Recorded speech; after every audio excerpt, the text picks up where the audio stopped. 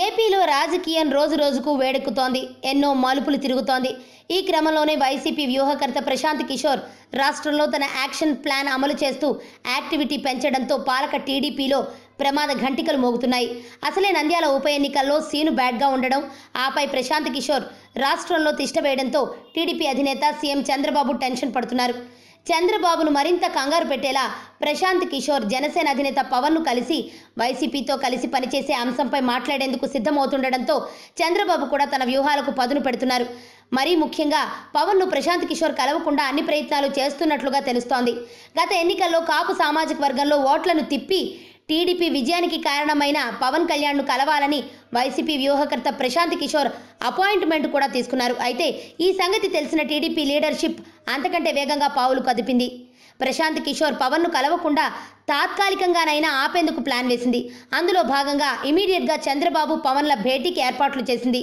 నిజానికి చంద్రబాబును కలిసేందుకు పవన్ కళ్యాణ్ అంతకుముందు అపాయింట్మెంట్ కోరినా ఇవ్వలేదని సమాచారం. అలాంటిది ప్రశాంత్ కిషోర్ పవన్లు కలుస్తారని తెలియగానే చంద్రబాబు పవన్కు కబురు పంపించినట్లు తెలుస్తోంది. వచ్చే ఎన్నికల్లో కూడా పవన్ కారణంగా కీలకమైన కాపు ఓట్లు వైసీపీకి దూరం కాకూడదన్న ఉద్దేశంతోనే ప్రశాంత్ కిషోర్ ఎలాగైనా పవన్తో మాట్లాడేందుకు ప్రయత్నాలు చేస్తున్నట్లు సమాచారం. అలాగే నంద్యాల ఉప ఎన్నికలో యువ ఓట్ల కోసం కూడా పవన్ను వాడుకోవాలన్నది ప్రశాంత్ ప్లాన్గా తెలుస్తోంది. పవన్ ఎలాగూ ప్రత్యేక హోదా కోసం పోరాడుతున్నారు. జగన్ది అదే ఎజెండా. కానీ చంద్రబాబు బీజేపీ ప్రత్యేక హోదా నుంచి పక్కకు పోయాయి. ఆ ఒక్క కారణంతో పవన్ను టీడీపీ నుంచి దూరం చేసి వైసీపీకి చేరువ చేయాలన్నది ప్రశాంత్ వ్యూహంగా తెలుస్తోంది. ప్రధానంగా కాపు ఓట్ల కోసం రెండు పార్టీలు పవన్ కోసం ప్రయత్నాలు చేస్తున్నాయి.